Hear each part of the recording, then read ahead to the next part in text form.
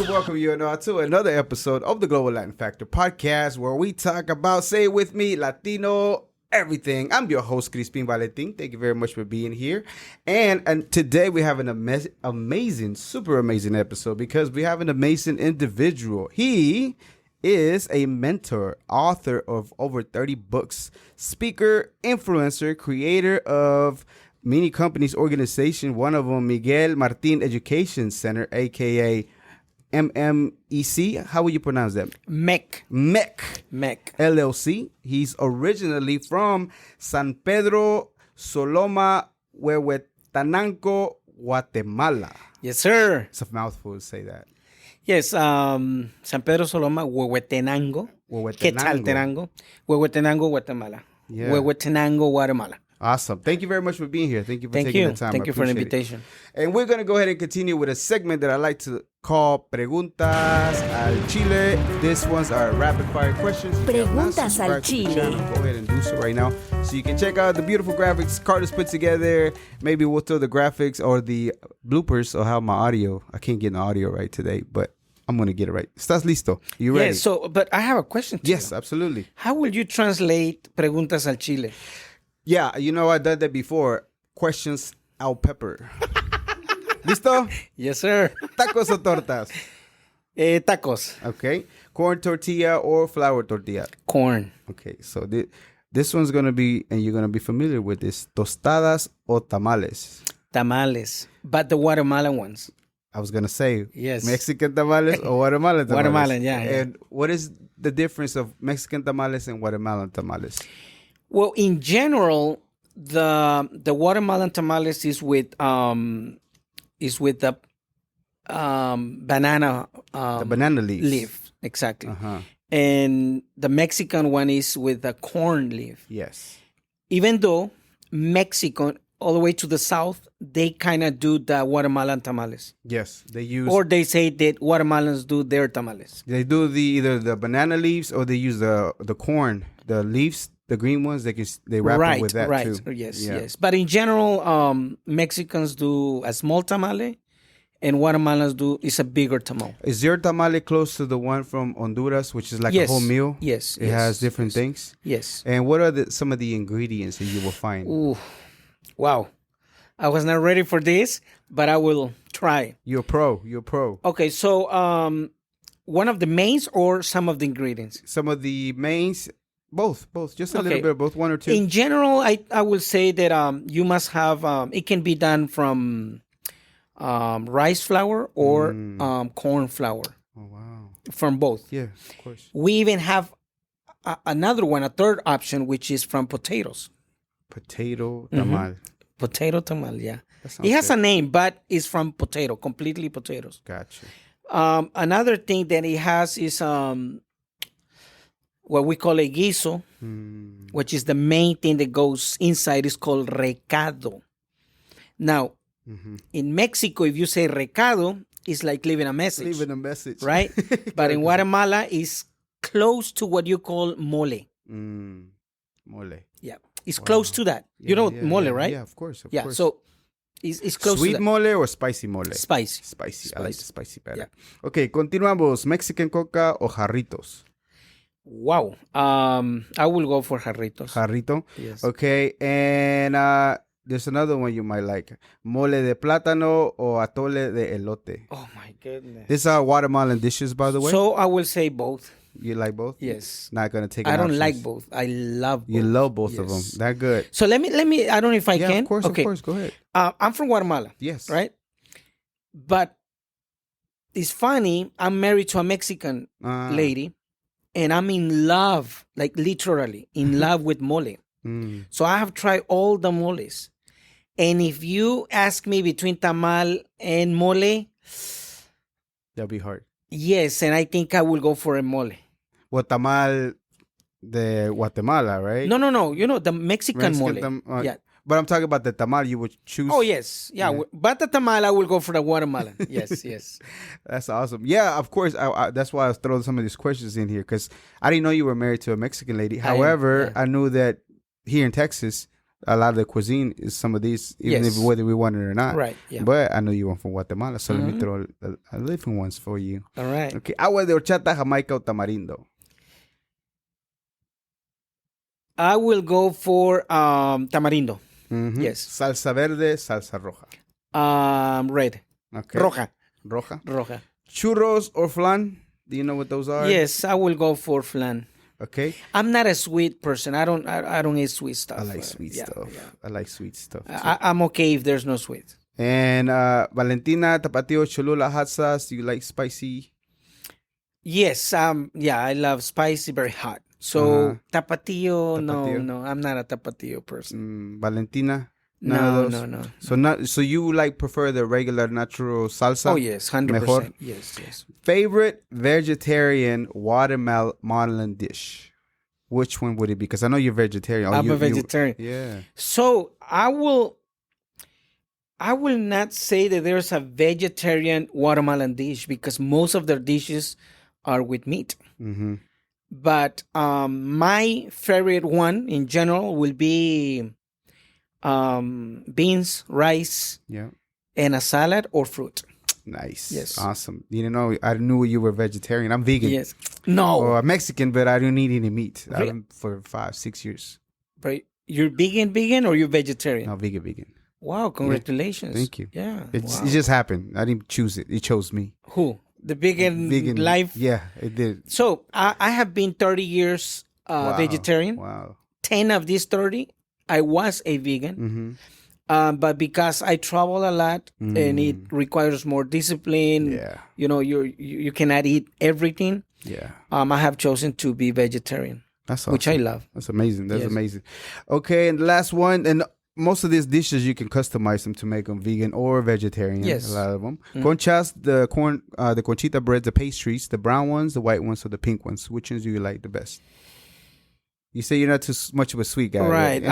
Okay, let's go for the red ones. Okay, this one's going to be way different than all the other ones.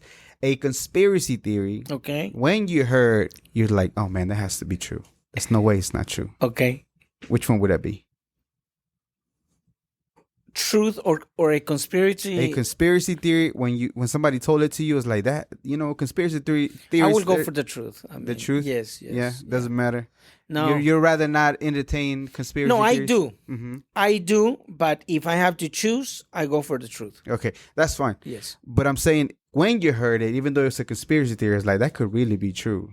Any of them? Oh.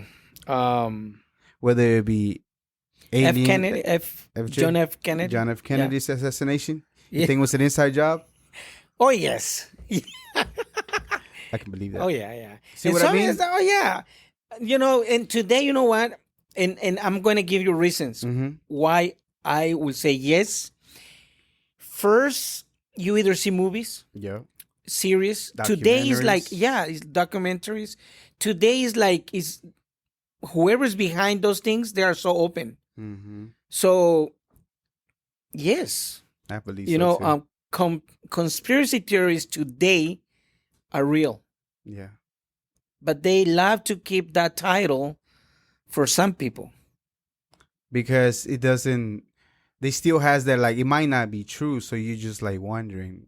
Or it's true, but it's better to put that title. Yeah. I see that. I can see that. Okay, so when you hear the word Latino or Latina, or I don't know if you care much for Latinx word, either way, what first comes to mind for you? Latino. And I don't know if this is the place to say it, but I don't like to be called Latino X, and I have my issues with those that call Latino X because it's a perversion of our culture. My opinion on that, and I have a very strong opinion Absolutely. on that. I mean, that's what we got a platform for, too. We respect everybody's opinion however they want to express themselves. The people that start using Latino X are Latinos. They are not Latinos. They want to be fresitas. They want to be like, we are different than those Latinos. And in my opinion, they are destroyers of our culture. And in a way, they are embarrassed to really be Latinos. For them, it's so fancy, Latino sex. So that's my opinion. And honestly, I don't like it. I'm offended if they use that. I got you. That word. I never saw it that way, right? Whether people there are either of lighter complexion or maybe higher, a little bit income wise. That's the group they use Latinx. Oh, they want to differentiate themselves because otherwise they're within us. Exactly, so they look like you and I, but they can't. And let me share something there, and that has been something that has inspired me to not to defend my culture, but to speak more of my culture, to represent Latinos. Yeah. Because I know that mentality, and they are in the corporate world. Is people that have more income. Yep. Is people that have titles. Is people that have a position in government. In a way, they want to differentiate themselves from the real Latino. So I make a call here. Stop using Latino X. You are a Latino, a Latina. Somos Latinos, punto. Yeah. What do you say to the people that even have a trouble issue with the word Latino because they feel that it's more of a colonizer type of term when some of us might have native blood running through our veins and they feel like it was brought out by the colonizers to use that term or the government to put us more in a group? What do you think about that? Wow. Okay, so that's another issue too. Now you caught me.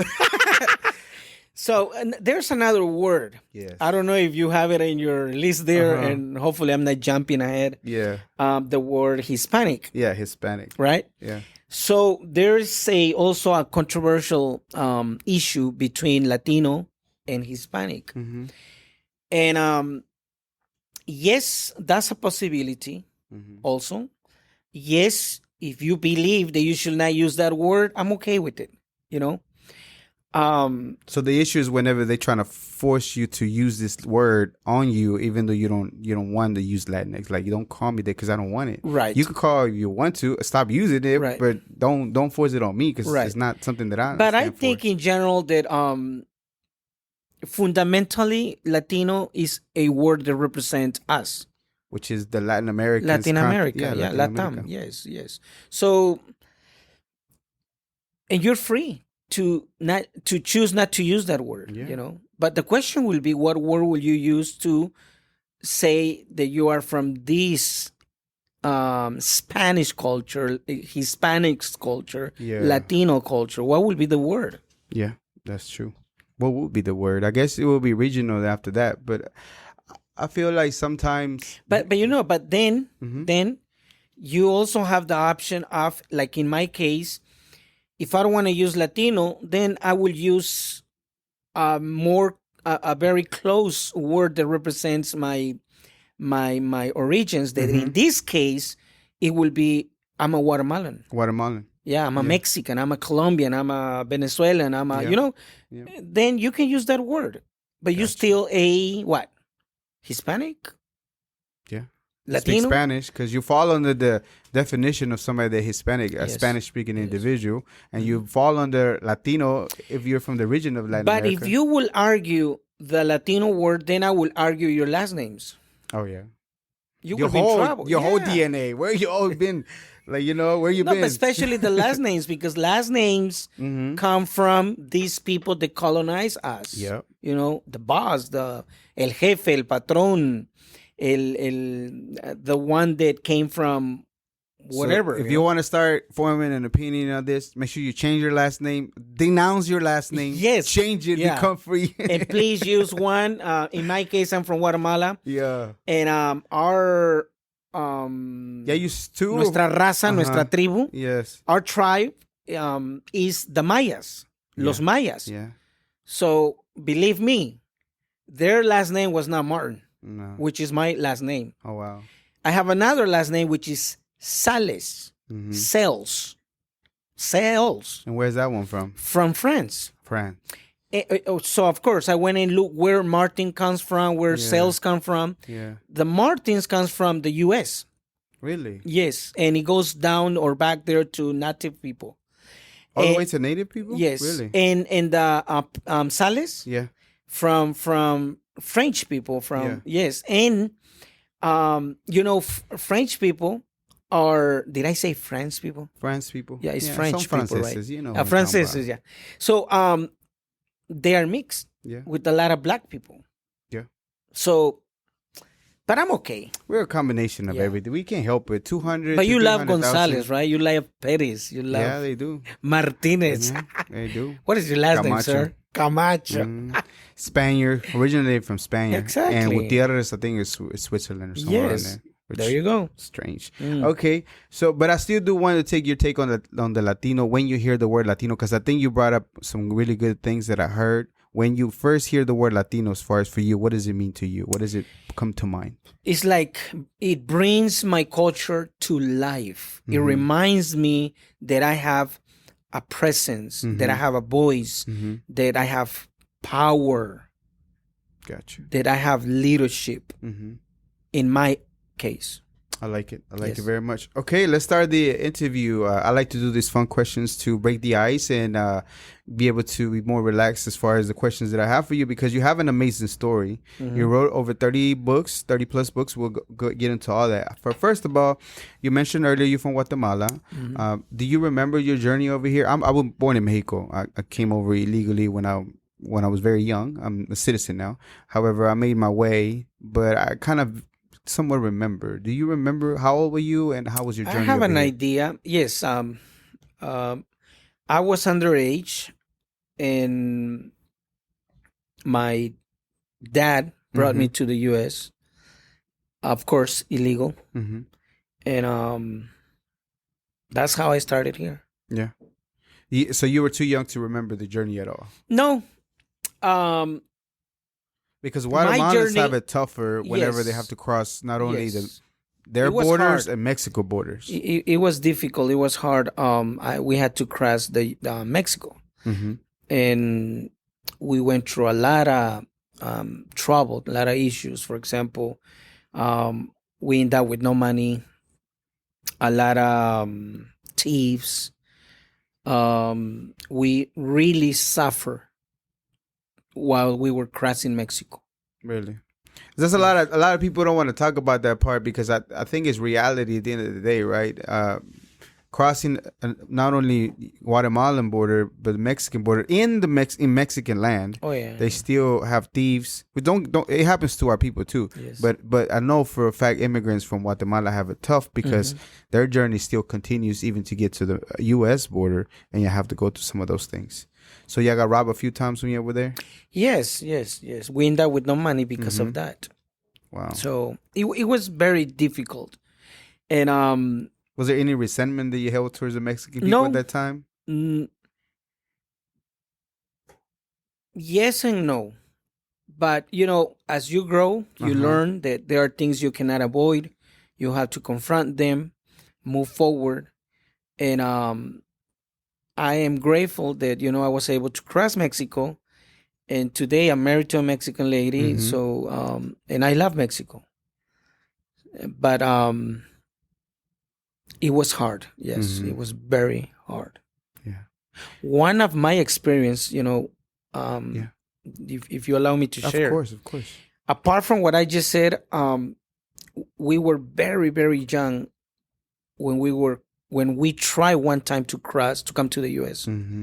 We didn't make it. My parents couldn't make it, and is that because of immigration, or the journey was just too hard for them to continue?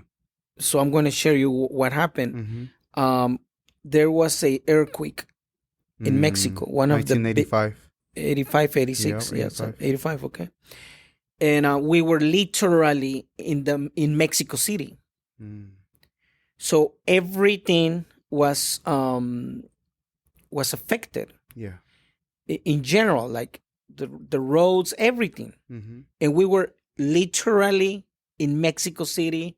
We were underground when that happened. Wow.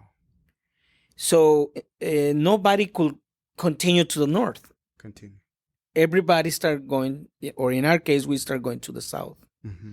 So that happened in one of the intentions to come to the U.S. Wow.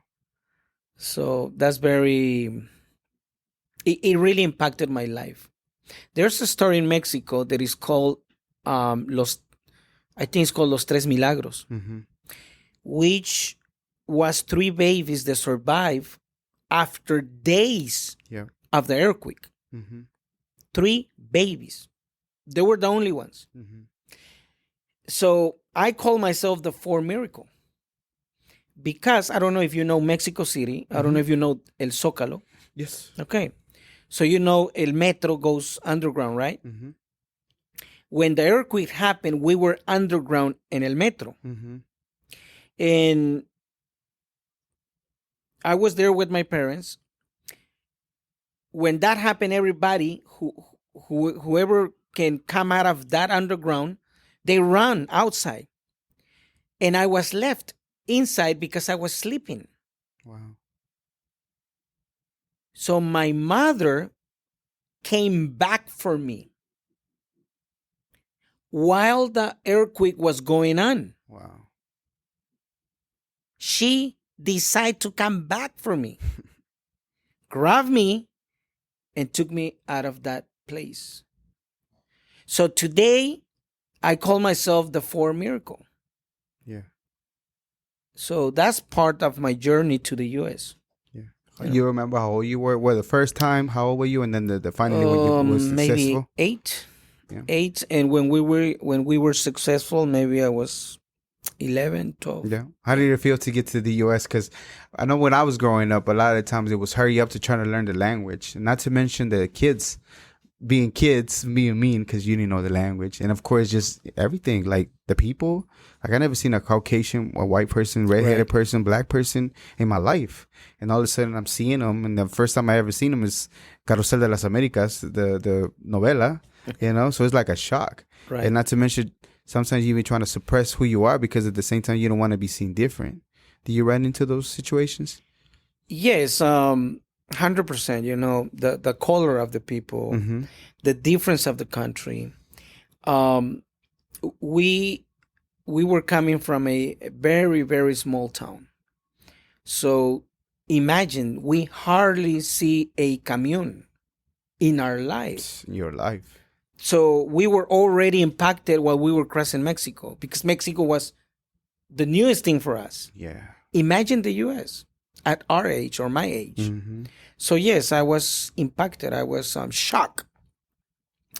But we love it, you know.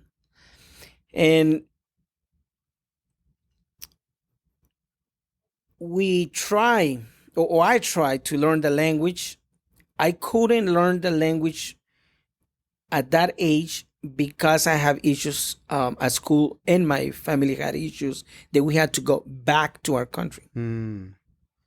So I was not able to learn English at school. Mm-hmm. And it was later on that I ended up learning English by myself. Nice. Yeah. So how did you learn English by yourself? So you were in Guatemala when you did it, or here you No, it was started here. learning? It was here. Inglés sin barreras o otra cosa? It was work. Work? Yes. Really? I had to look for work. And the area where we were, I was underage, you know, but we were in need. So I ended up looking for a job. Mm-hmm. But I couldn't find a job because I didn't know English. I didn't spell or speak no word. So the first word that I learned was work. That's the first word you remember learning, Yes. Work. And then from there, I start learning more words. And I know my English is not perfect, but what I do today, or the English that I know today, or the English that I use to communicate myself here is from the street. Street, reading, and learning from others. But at the end of the day, the idea is to it was not communicate. Inglés sin barreras. But igual, the point is to learn how to communicate even, Yes. right? If Yeah. you might feel like it's not like accurate or the perfect English or whatever, you know, at the end of the day, we can still able to communicate in English. Podemos hacerlo español, but no, I'm do an okay. amazing job. Yeah.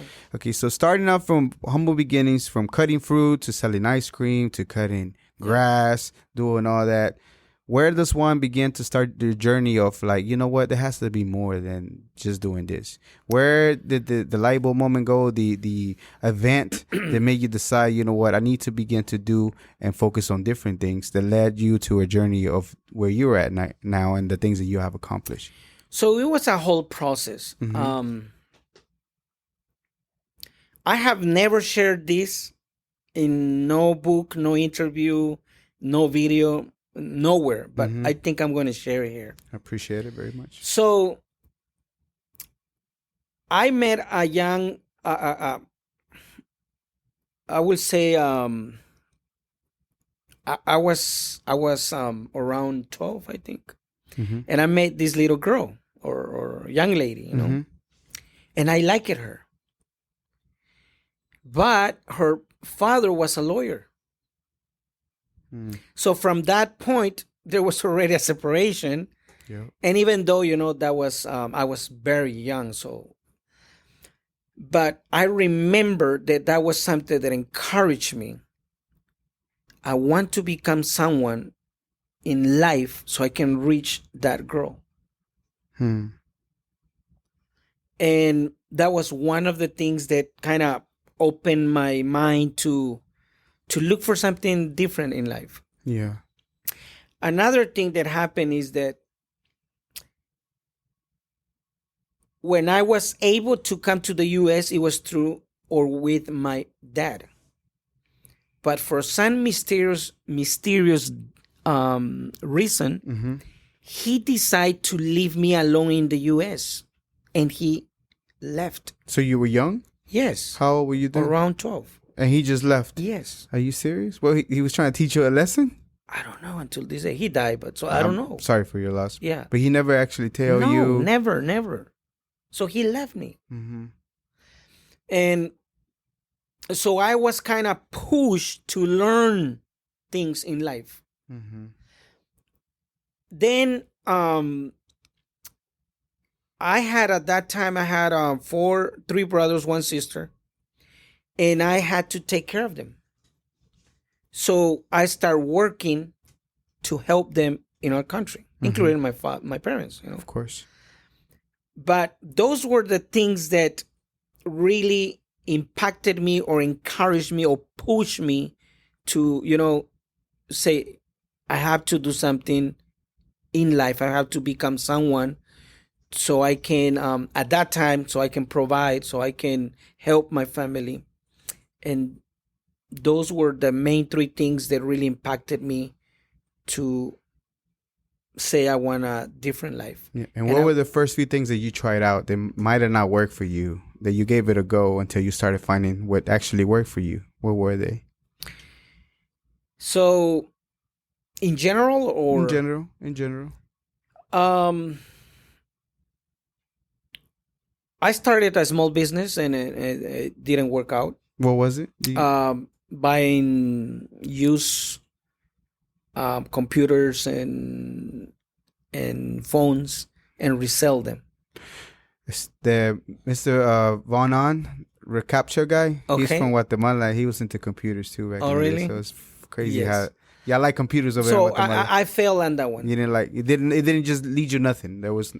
It left me experience, but I couldn't. I didn't make it. So that was your first official business that didn't work out.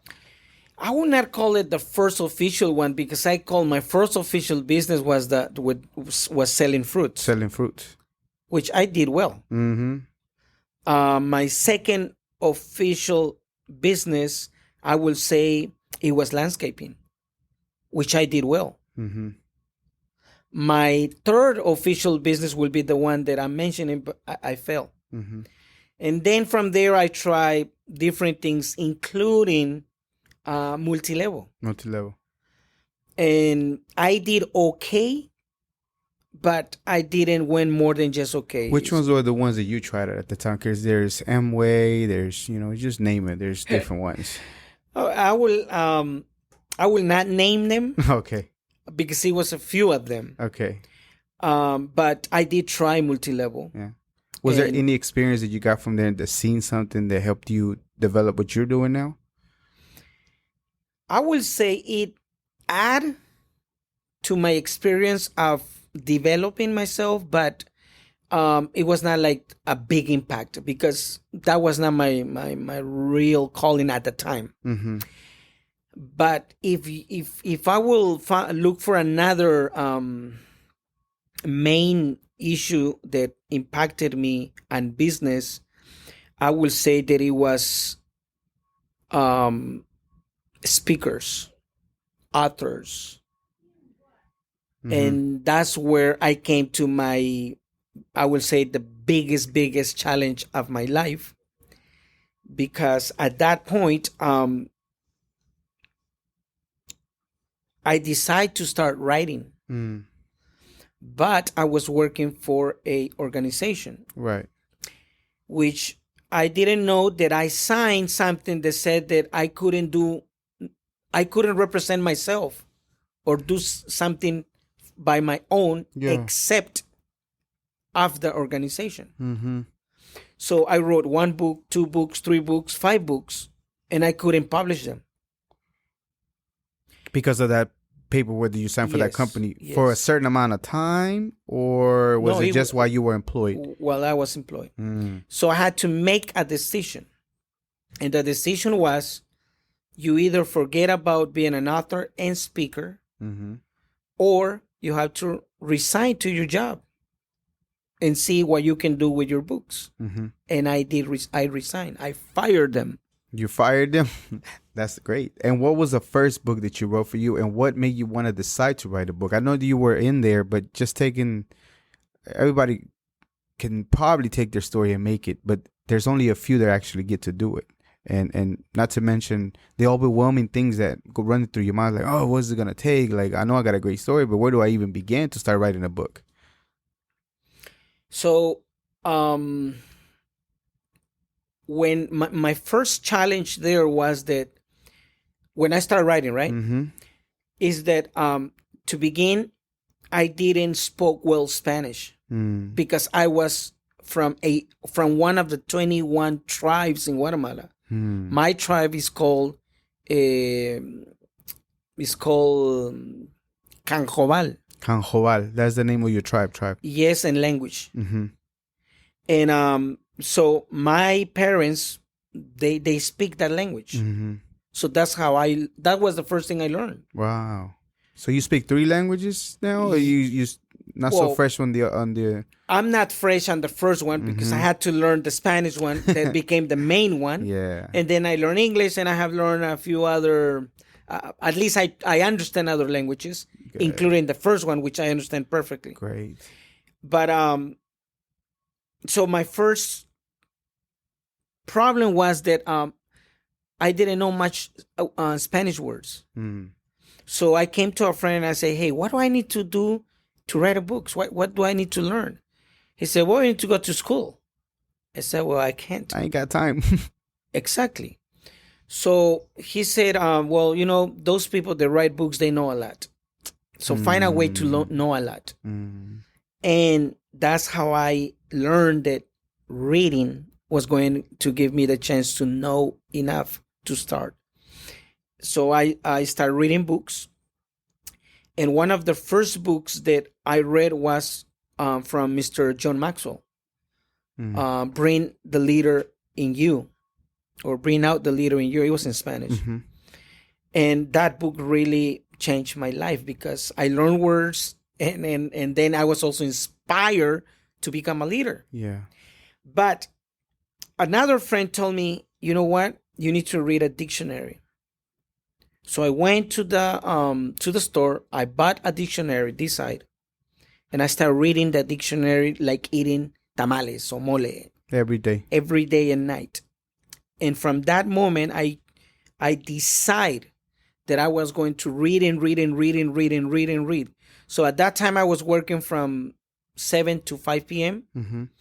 I got up at 5, get ready at 6, take my bike, ride 1 hour from 6 to 7, ride back home from 5 to 6, 6 to 7, I shower, eat.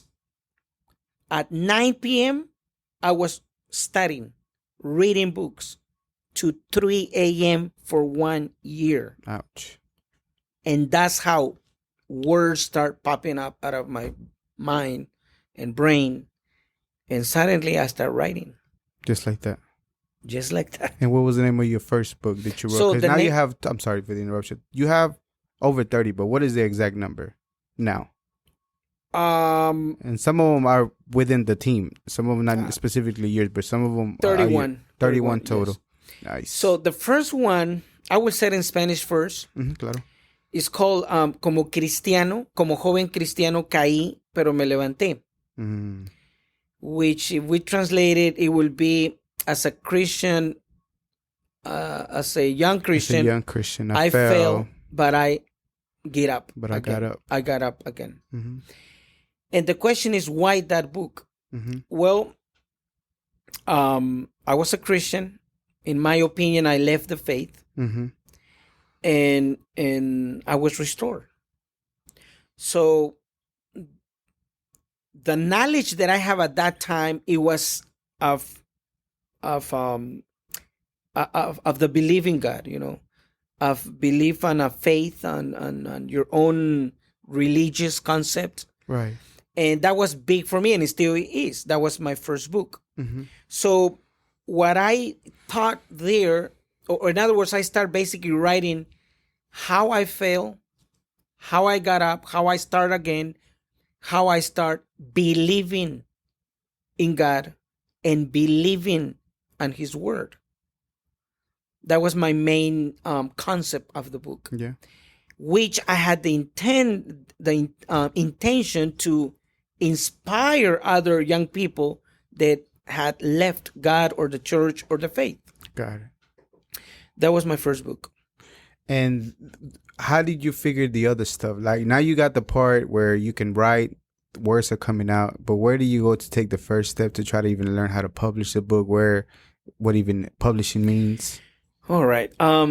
So just for clarification, today, of course, I write different subjects like leadership, entrepreneurship, sales, marketing, philosophy,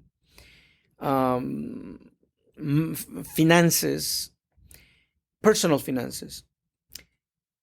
But all this was a process. So I started with a religious concept. And I thought that, hey, I know a lot of religious people, they can buy my book, you know? Yeah. So, but I was wrong.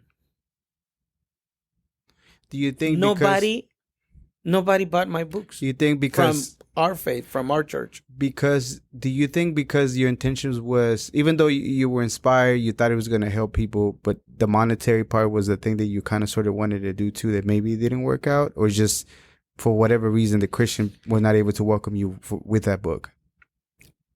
I believe they didn't welcome me with that book. Why is that? That's a good question. To this day, you wouldn't know? You never asked? You never heard something? Yes. Today, I know. At the moment, I didn't. And today, you see, because when I started writing books and when I started the life of a speaker and it was speaker, not mentor at that time. I started with a secular concept. You know, those that are from the church will understand that you have the spiritual section or the spiritual, the religious concept, right? You know, and the secular concept, which is simple means that this is from the church and this is from the professional way or a way where you don't include God. So my people was seeing me doing a secular thing, trying to bring it to the spiritual people. So they didn't see me in a good light. I get you. You know, they honestly thought that I was doing a wrong thing, which they still believe. If you go to your church and you start any business, which is not preaching, which is not singing, which is not just being in the church 24/7, anything else they think is wrong. So they still have that concept. Most of the religious people or religions. So I had to encounter that problem. And that was the reason I was not accepted at that time. But later on, I keep writing books. One of the other books was about the power of the mind. Mm-hmm. And then I wrote about leadership. And then I wrote about discipline. And then I wrote about the power of decision.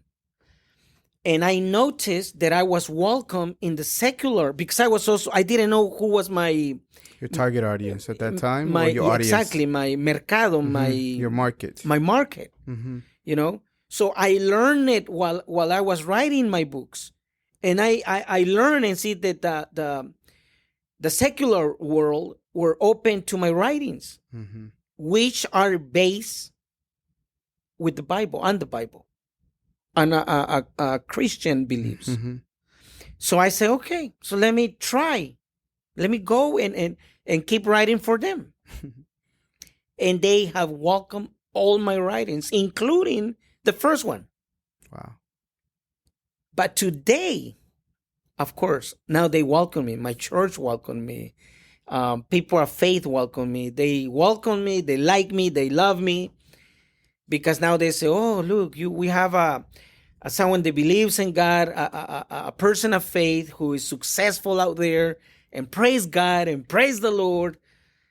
And but I needed you when I was in need. Exactly. And I think everybody goes through that, experience where mm-hmm. if it's not the church, it will be your family, it will be your wife, it will be your husband. Someone will say, you know what? I don't believe in you. No matter what you do, I don't believe. Yeah. Today, I am happy, and I will encourage whoever is trying to do something, whatever you believe. It's good when they say they don't believe in you, because you will find someone or a market that will believe in you, in your product, your service, your leadership, your philosophy. And then from there, you can allow what you decide to do. Awesome. Let's backtrack on the logistics, though. So you write the book and everything, but how is it? Where did you read? Where to go to find a publisher to put out the book? So, thank you very much for checking out this episode. Make sure you hit the subscribe notification bell. And now back to the podcast. There is to put it in a very basic words and very simple. There's two ways you can do it: mm-hmm. the conventional way and the independent way. That's how we call it. And hopefully I'm translating correctly the words, because I'm thinking in Spanish, but I'm translating it to English. So to do it in the conventional way, you need two things. Mm-hmm. You either are famous or you have money. If you are famous, the editorial or the publishing houses, they will offer it to you because they know they can make money with you or off you. It's easy already. Just give you a ghostwriter. Yeah. Sit down with your story and boom, wrap it up. Yes, and they will make sure people will buy it. Mm-hmm. That's why a lot of the people that we call bestsellers, that's what happened with them. And they're just getting a little bit of that income. Or they're buying their own books and then giving them away. Right. To be a bestseller. Yes. And if you have the money, let's say you're not famous, but you have the money, then you just pay the publishing house and they will do it for you because they will get paid. Mm-hmm. And most people is in that section. Mm. They get the money or have the money and they pay them and they make their books.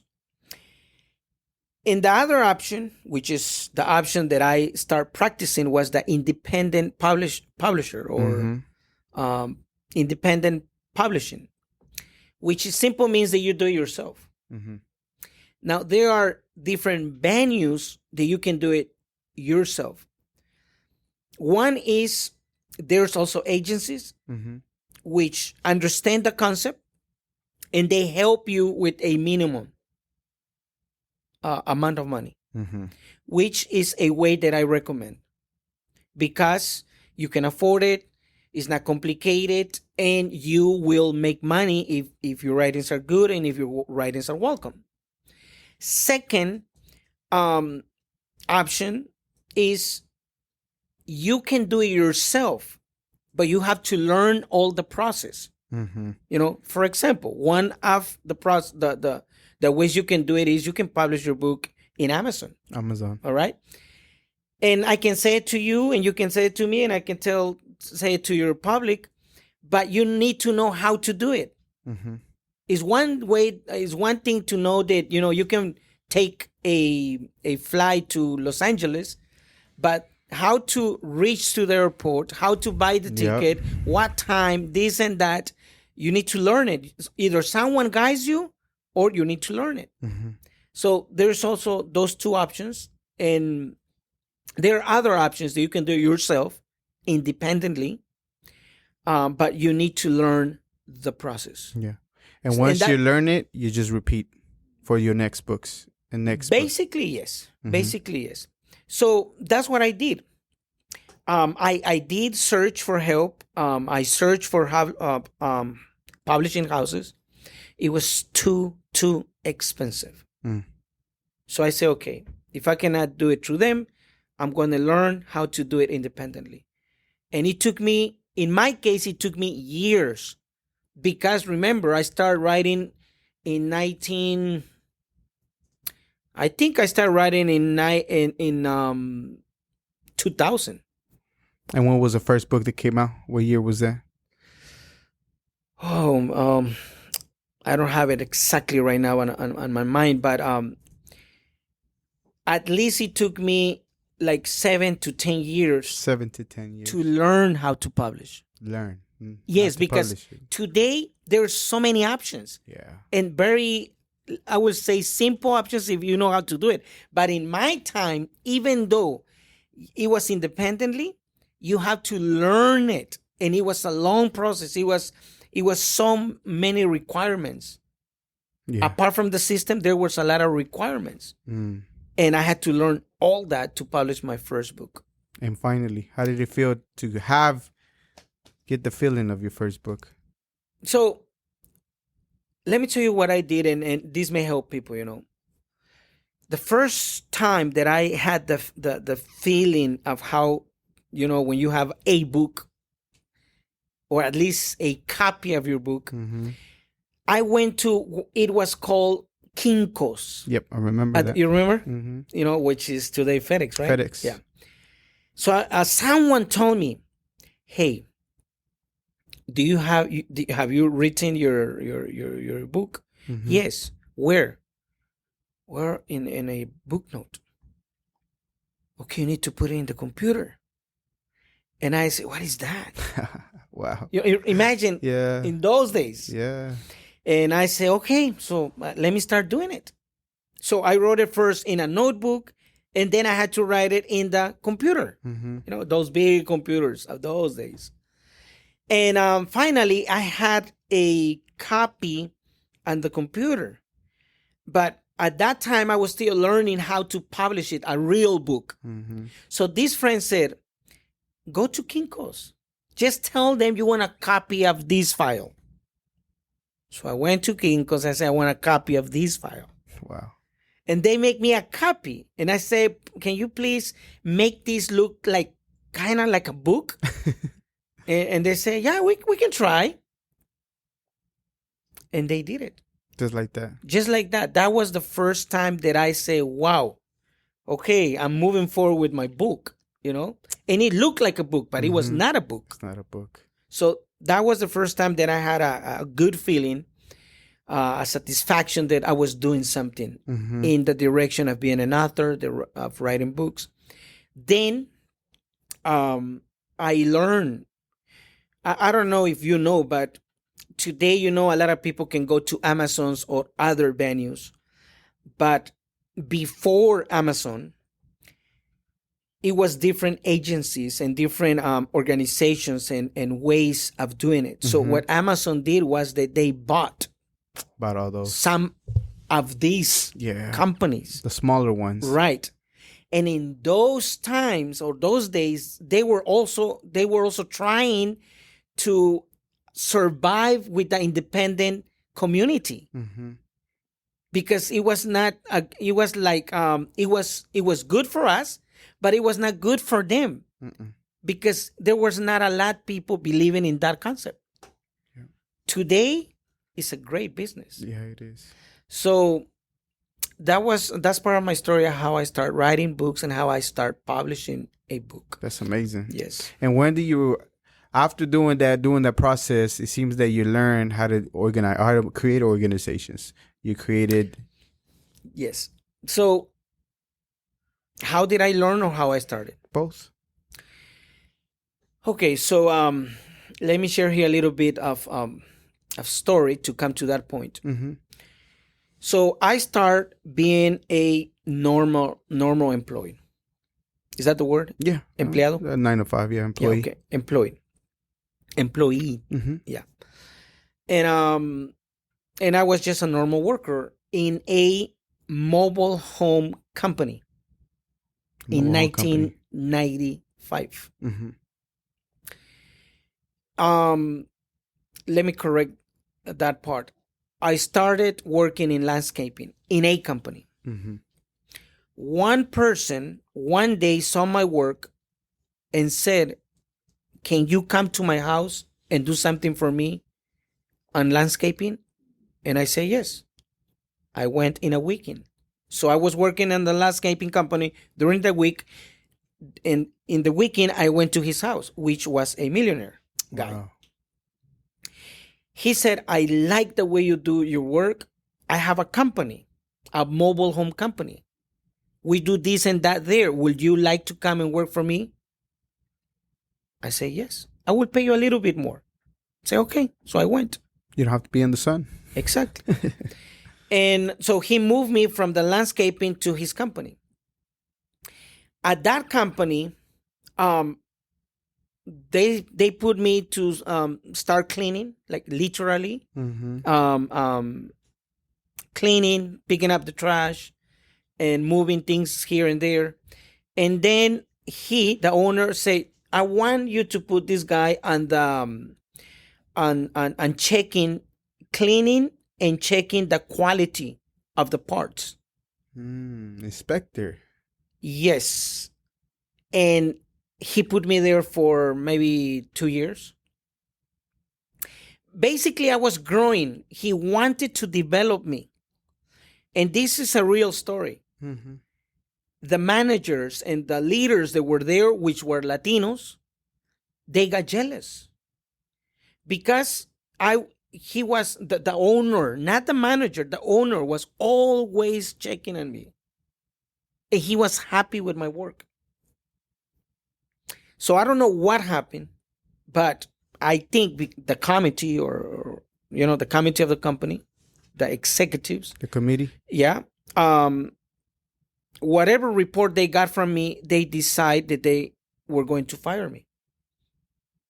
So the owner came and said, "I'm so sorry, but I cannot do nothing. And I don't know what these people did. And because they have been here for a lot of years, I have to let you go. But you have potential.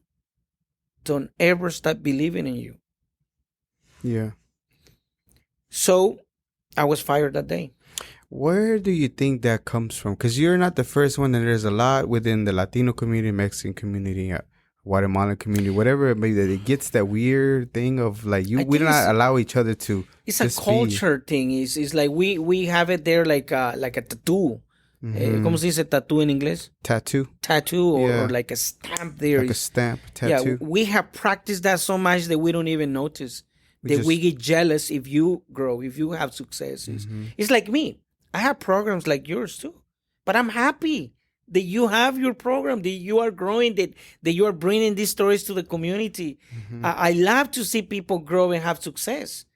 Latinos or anybody, But I have to confess, I did struggle too of allowing myself to recognize the success of other Latinos.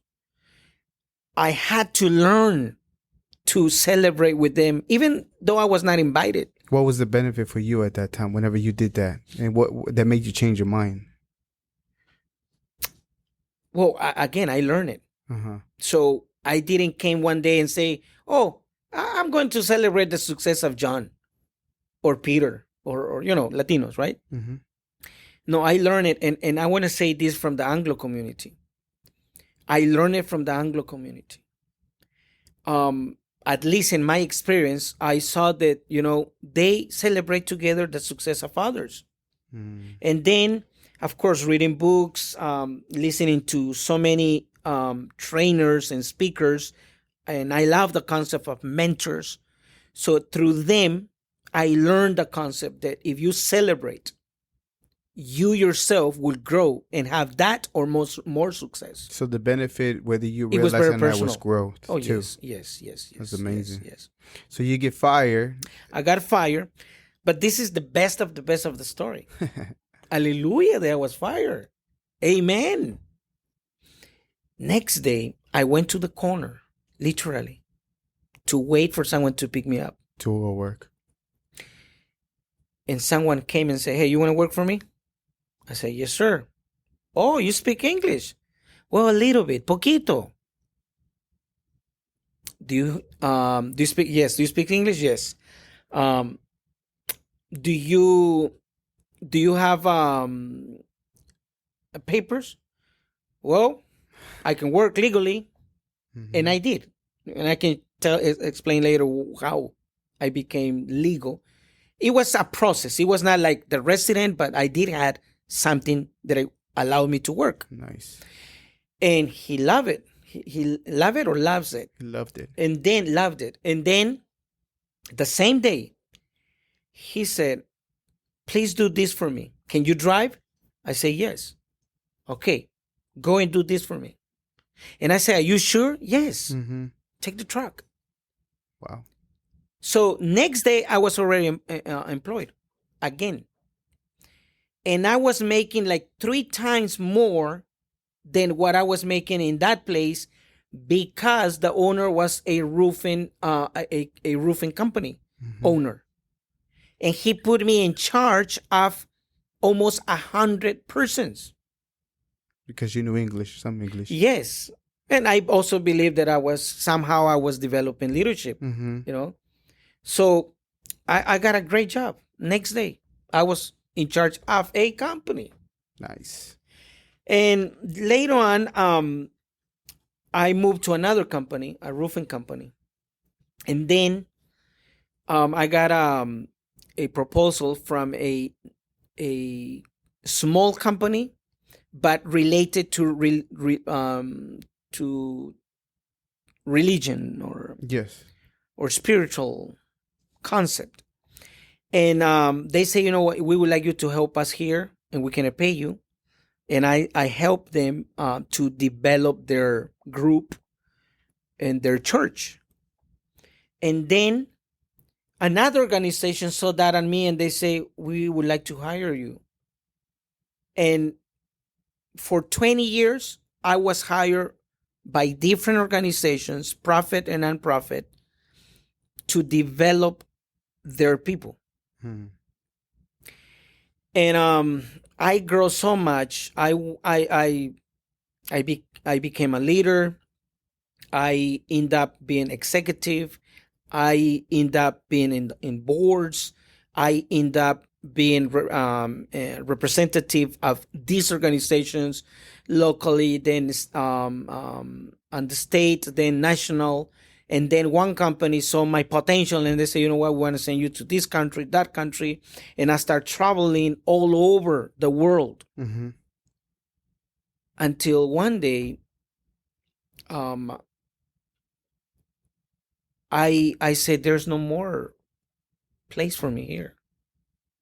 And part of that was that I couldn't do nothing in my name except for them. That's what that came into. And that's where I say, "You know what? It's time for a change." And I pray. I make a decision.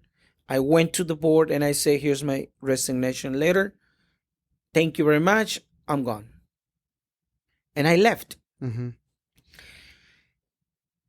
Because I had a dream. And my dream was, I want to publish my books. I cannot believe that I have this talent and nobody knows about me and my books. Right. And I don't think I have this gift just because. I have it because I can bless people. I can help people. And I was like eager to do something with my books. but I didn't know how. When I fired them, and I fired myself, and I left them, I learned one thing that a lot of people they haven't learned in their work right now. Mm-hmm. Especially executive people, especially those that have everything from the companies. Wow. My car, it was their car. The house I was in, it was their house. Computers, phones, credit cards, everything was there. It was them. Yeah, it was theirs. It wasn't It was yours. theirs. It was not mine. But I didn't know. I learned it until that day I say, I'm leaving. So, oh, yeah. Well, give us the car. Do you think they had mercy on me? No.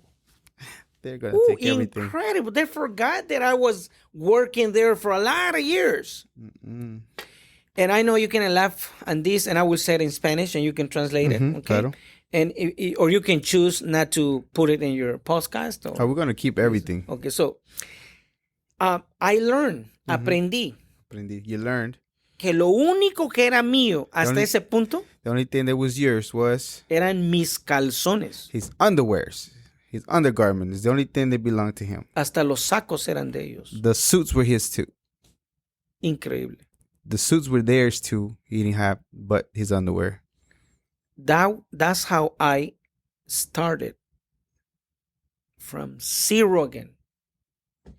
So at this point, I said, okay, I have tried being employee, multi-levels, small businesses here and there. What can I do?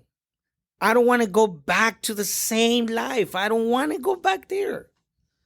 I have potential. How it is that I have grown so many organizations. Mm-hmm.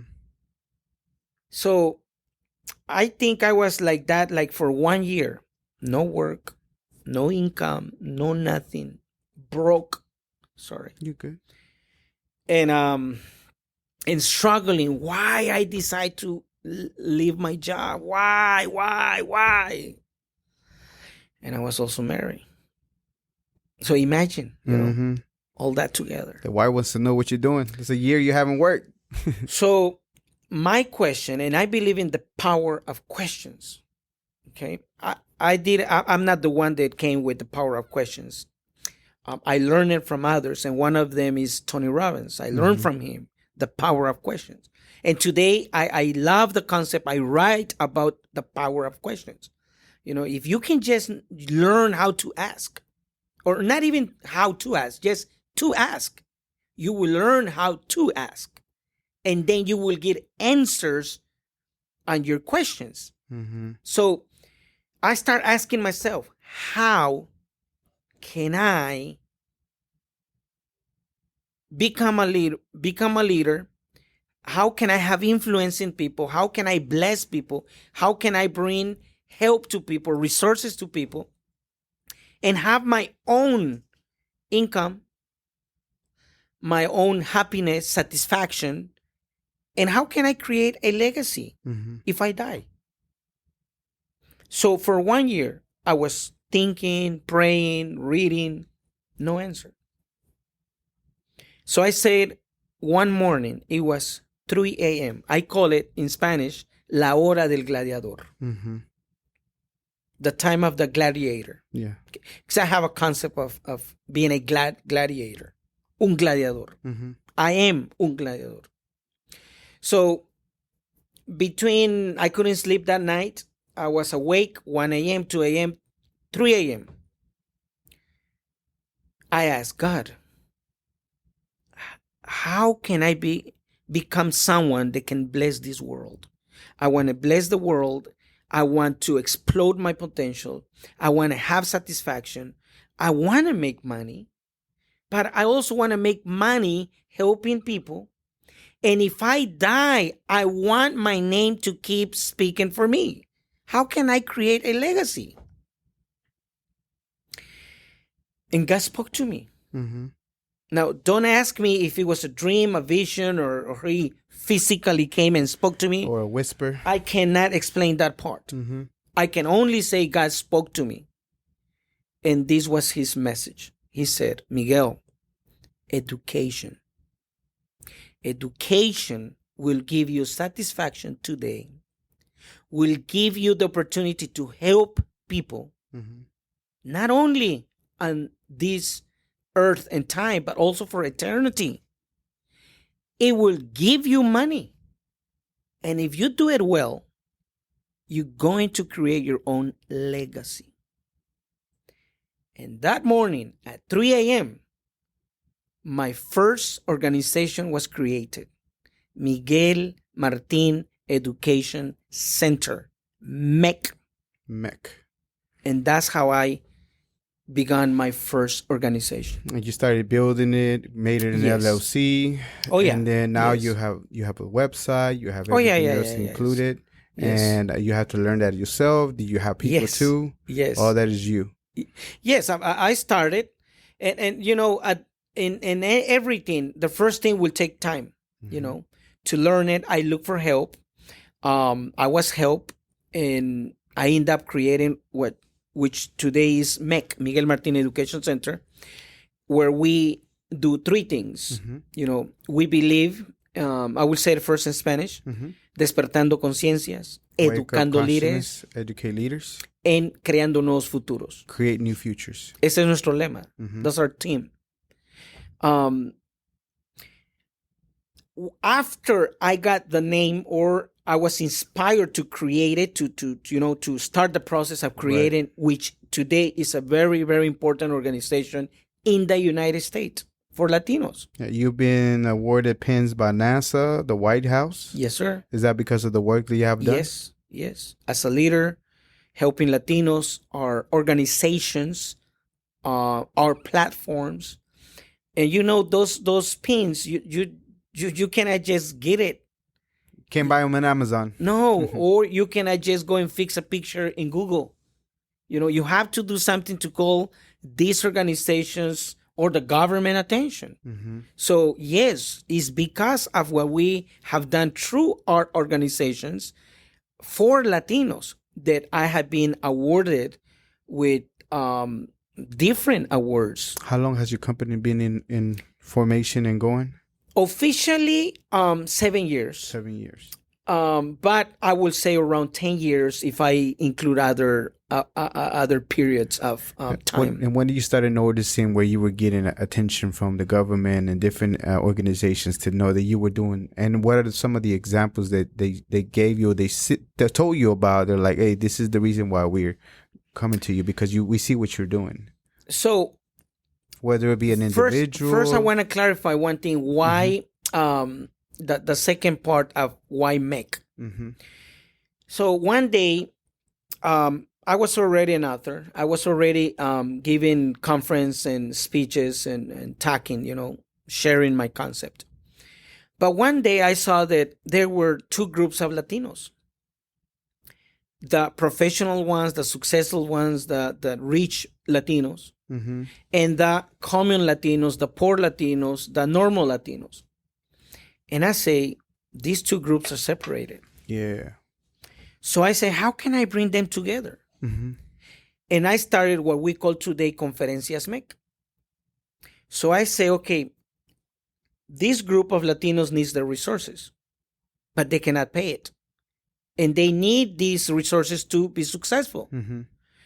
So how can I bring the successful ones to talk to them? So I went to them and I invited them and I say, hey, remember where you're coming from. Remember that you were there too. Can you please, share with us how you made it, how you were able to scale, to grow, to come to the level where you are today. At the beginning, it was not easy because nobody believed in me. Nobody knew about my organization. So I struggled, but I was able to make one say yes. So this one came. So I gathered some Latinos here and I brought this Latino, very successful. And then from there, the second one came, the third one, the fourth one. And that's my model.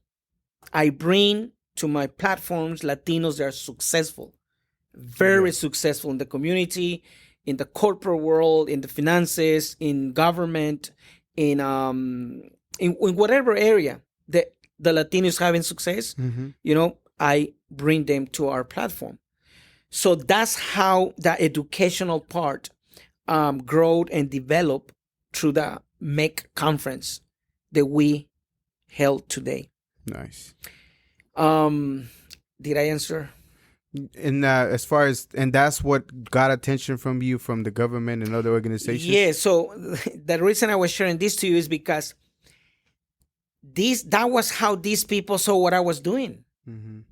And one day, that was the first reason, how they saw what I was doing. The second reason is serving, like literally saying, I'm going to go serve the community.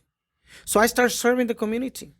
I went in alone with a group, with organizations, to take food to the people, help the people, bring clothes to the people. One time, and other times also, but specifically this time, a Mexican family called us and said, listen, my family, my sibling died, and we need to take it to Mexico. We don't have no money. Can you please help us? And I ended up helping them, and more people knew. Guatemala had an issue. We helped Guatemala. Remember the hurricane in Houston? Harvey. Yes, we helped there. We helped Florida. Remember the earthquakes in Mexico? We have helped them. So we start. Well, we didn't start doing things because we want to call their attention. No, this is a calling. I love helping the people, in this case, Latinos. And by doing this, the attention of whoever saw us doing these things were called, like consulates, ambassadors, politicians, leaders.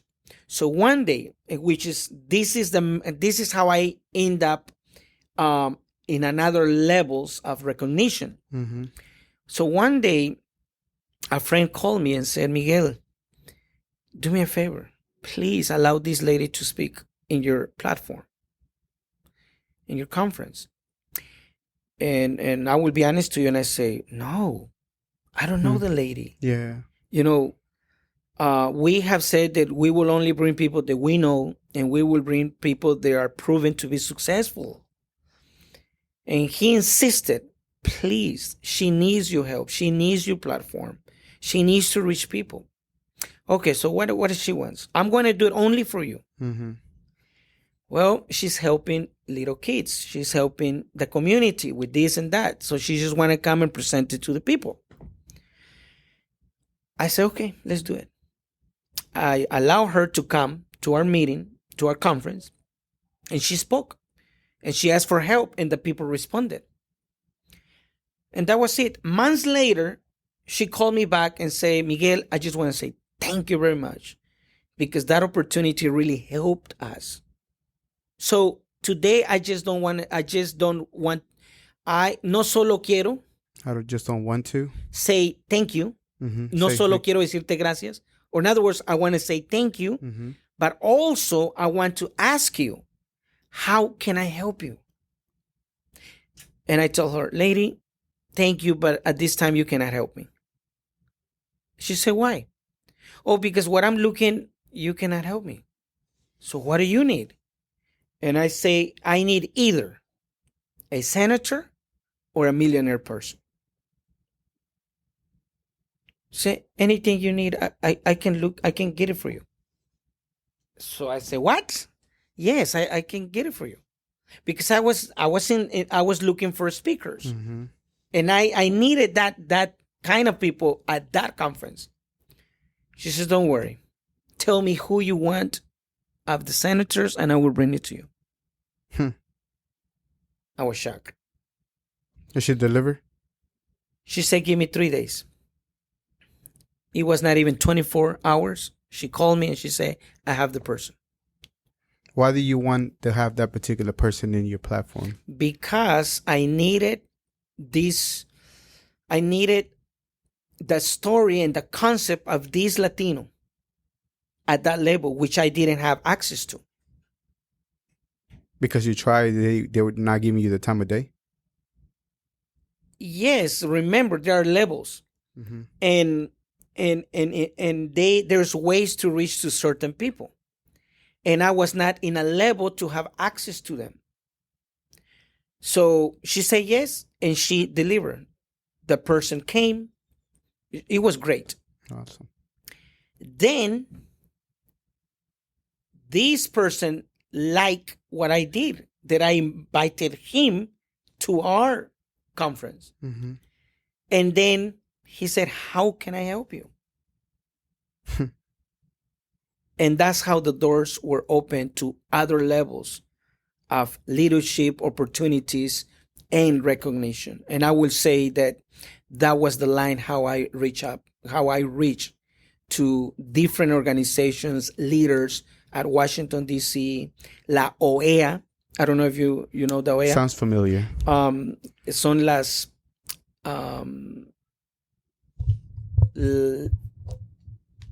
la organización centroamericana. Mm-hmm. O sea, es la organización que reúne a todas las naciones centroamericanas. This is the organization that unifies all the South American Central American countries. Or kind of Latino countries. Mm-hmm. Latino countries. In Washington, D.C. to solve their problems. Got you. So it's called La OEA. La OEA.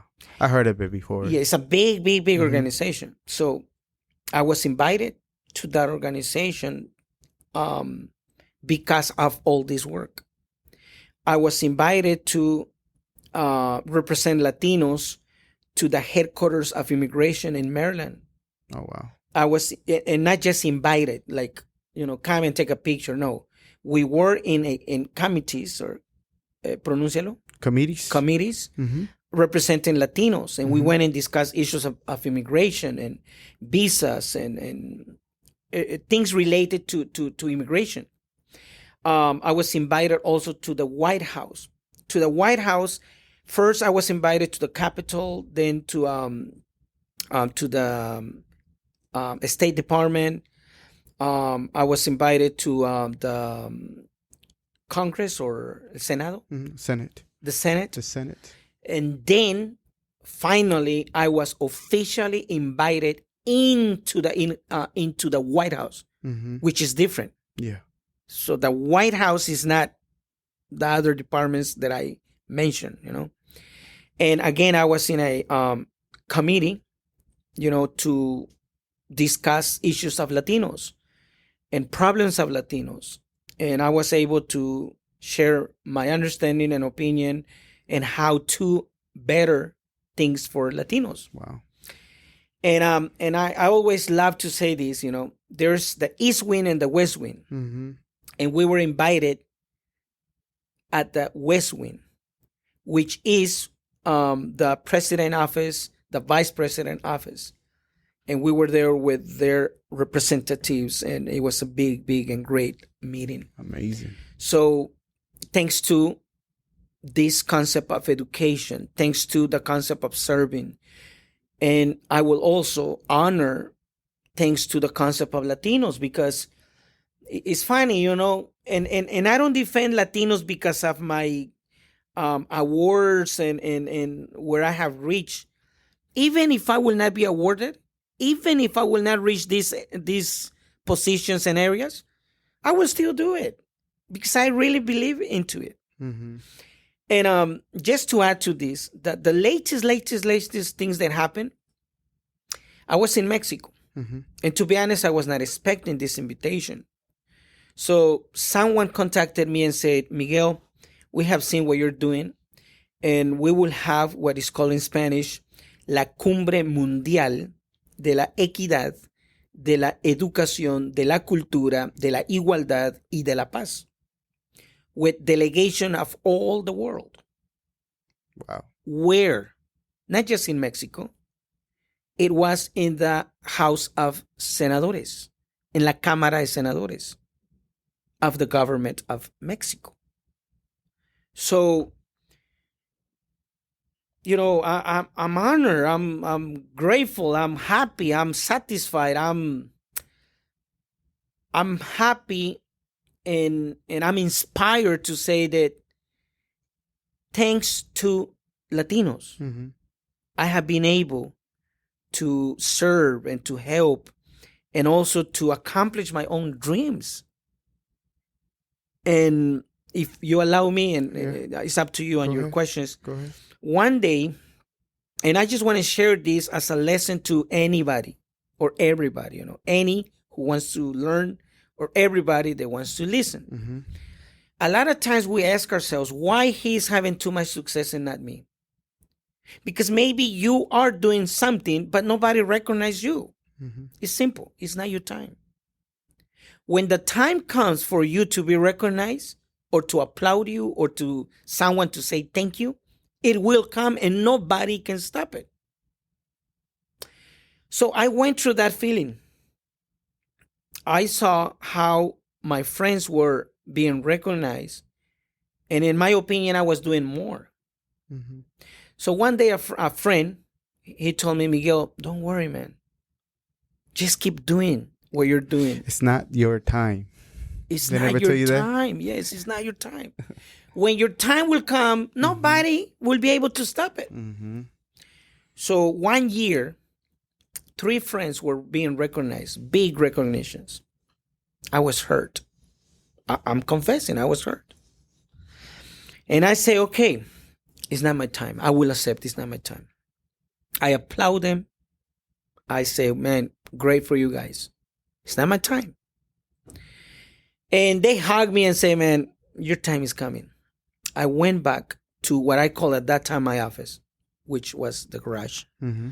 And I wrote in a book, in my notebook, in my agenda, and I put in big letters, I will be recognized, but not here. I will be recognized in the White House. Which it was something impossible for me. I didn't have this experience. I was not growing to these levels. I didn't have no connections. It was impossible. Mm-hmm. But because it was impossible, that's why I was writing it. And when the day came, it was so possible, so easy. Last month? Last 2 months. June and May?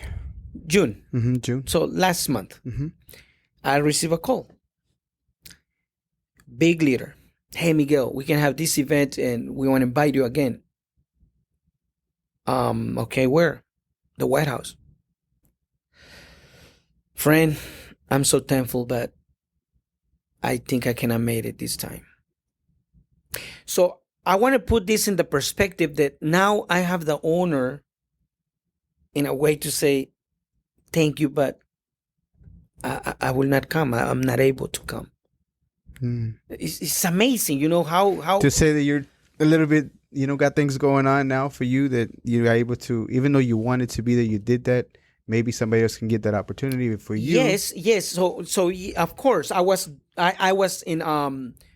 scheduled for something else. Mm-hmm. I was invited for other events, other situations. But now that I'm thinking on that invitation, it's like, wow, I was able to say, no, thank you. Not this time. Wow.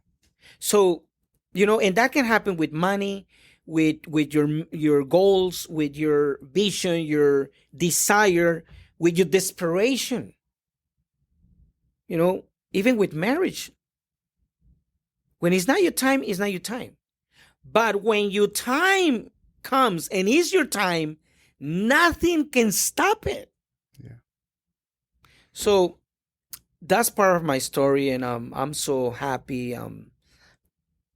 People say that I'm so humble to. So the people say they use this statement. Gotcha. I'm so humble to be honored this way, and Miguel Martin say, no, I'm not humble.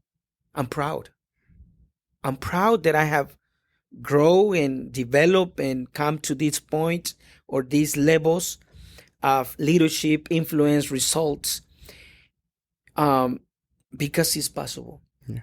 And just to add and close this section is, not everything is money. And not everything is cars. And not everything is positions. And not everything is marriage.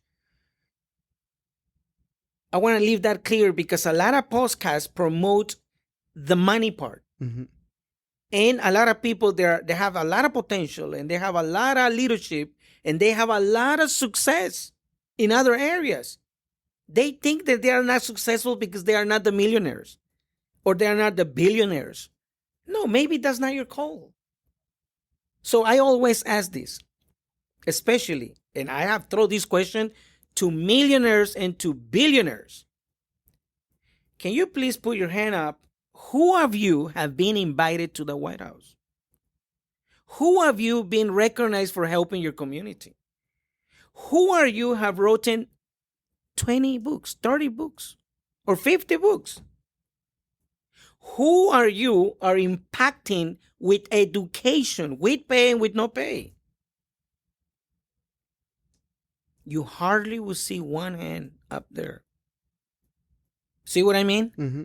So success can come in so many forms, but it's the person that is having that success that need to recognize it, and everything will be okay. Absolutely, you got to do your part and be of service to the community. Mm-hmm. Okay, we're running short on time. I appreciate you very much. I know we could probably do another 2-3 hours, but we do have to cut the time short. Let's do it. Let me know any other projects you have. Where can they get a hold of you? All your social media, por favor. Yes, you can contact me on Miguel Martin.info of information, miguelmartin.info. That's my personal webpage. Mm-hmm. The organization webpage is miguelmartineducationcenter.com. And we have other organizations like Mujer de Éxito, where we help specifically women. We also have an organization that help kids, and believing in themselves and start seeing their potential. We call it Niños Exitosos. Mm-hmm. We also help authors, new authors, that would like to write and publish their books, Latinos and English too. In English, yeah. Yes. Under Asociación de Escritores. We also believe in entrepreneurship. So we have resources to help anybody, especially women or young people, that nobody's helping them. Nobody is there to mentor them, to inspire them, to guide them in entrepreneurship. And, ¿cómo se dice último, pero no último? Lastly but not last is the spiritual part. Mm-hmm. We also believe in God. We believe in faith. We believe in the Bible. So we also have resources to help those that have lost maybe they don't believe, or maybe they lost connection with God, or they need that help, that spiritual help. We are there to help them. Awesome. Saludos, anybody you would like to give any shout outs that helped you through your path, or just anybody in general? Shout outs. Maybe three persons. One will be my mother, Marta. I love her. Saludos, Marta. Yes, Martita. Mm-hmm. I will also say thank you to a teacher that inspired me when nobody believed in me. His name is Oscar, el profe Oscar. And the third person will be my wife. Your wife. Yes, Margarita Anguiano. And there's a fourth one, mm-hmm. which is together with my wife, which is my daughter. Her name is Genesis, but we call her La Musita. I call her La Musa, La Musita, mm-hmm. which in Greek means inspiration. So thank you to them. Awesome. What is an important lesson that you learned when you were doing everything that you were doing that you would tell your younger self that will help somebody that's listening? Listen to counsels. I believe that counsels are more powerful than a class in the university. Because in the university or the academic world, which is okay, I believe in it, but if I have to choose, I will not go for that one first. Mm-hmm. They are just reading. They have to give you a lecture. But the person that give you a consejo, the person that give you a counsel, they are talking by experience, and there's a magic in that action of giving a counsel. it's not just the counsel, it's also the person seeing potential in you, and not only potential, they also want to help you to accomplish either your goals or take you to a better position or place in life. Awesome. And lastly, this was a little bit more, it's a little bit more deeper. Usually when I wake up, I have a saying, I'm not immortal, I am mortal, and I will die one day. Not to scare me or freak me out, but to realize that we're not here for a long time. Even though I understand that you have, you created your organization that it probably outlive you. At the end of the day, when everything's said and done, when I wish you a long, prosperous life. However, when everything's said and done, what do you want people to feel or think about your life? So I have a statement which says, I will say it in Spanish, creo en mí, por eso estoy aquí. I believe in me, that's why I'm here. And, it's a powerful statement. And you may say, well, Miguel, but you cannot die. Yes, but I will still be alive. And believe me, brother, hermano, créeme, que yo ya me puedo morir. I can die. I'm ready. I'm okay. Because I wrote my 30 books. My challenge is to write 160 books. Why? I don't know. I just have that number. Yeah. But the way, if you believe in a legacy, you have to leave something for generations. And that's one of the main reasons I love to be an author. Because that's the best way to leave a legacy for generations. So yes, creo en mí, por eso estoy aquí. So I have in 3 parts. Creo en mí, por eso estoy aquí. Translation. I believe in me, that's why I'm here. Creo en Dios, por eso estoy aquí. I believe in God, that's why I'm here. Creo en ti, por eso estoy aquí. I believe in you, that's why I'm here. Eso es Miguel Martin. Awesome. Gracias. Latino. Muchísimas gracias. I mean, I know Christy Lux was the one that told me about you. She told me you were amazing. She spoke very highly of you whenever she was telling me. And I started doing my work. As you can tell, some of the things that I researched. Oh, yeah, you might not. Yeah, I can notice that. Thank you. You're welcome. Thank you. But I want to make sure that I know who I'm talking about and be educated on what you're doing. At the same time, tell your story. And you're right. What I'm doing here is sharing every single walk of life, of showing the Latinos what we are doing, not just the regular workers or this and that, but the examples that we can give of people that are doing, whether it be a young entrepreneur or be an artist or be an author or be somebody that made it even higher. Yes. And because of everything that I've seen and the work you've been doing, again, I know that the White House already had you in there, but to me, definitely you are a global Latin factor. So Miguel Martin, you are a global Latin factor. Thank you very much for being here. I appreciate it very much. Thank you. Thank you for the invitation. Thank you to Chris Lux. And I wish the best. I wish, that your community will appreciate these interviews, these podcasts that if you really take it, it's like bringing hundreds of books in one story or years of experience in one story, that if you catch one thing of any questions or answer and you practice it, you apply it, or you inject it in your life, believe me that you will have a better life. And thank you for your service. Thank you, for believing in us too, because one thing that I see, not just in Latinos, is that a lot of people only relate themselves to people that are so successful because they want to have a good image. But we also have to bring those people that are in the process, because that will encourage them to do better and more. And thank you for having me in your program. It's a pleasure. This was another episode of the Global Latin Factor Podcast. Remember to subscribe. And remember, we are just like you. We're people. We're the spice in this melting pot that it is the world. Till next time. Thank you very much for checking out another episode of the Global Latin Factor Podcast. Subscribe to the channel. You are very important, and it means a lot to us whenever you subscribe and hit the bell so you can know when we release new episodes. Again, it makes a big difference to us, and we appreciate it. Thank you very much.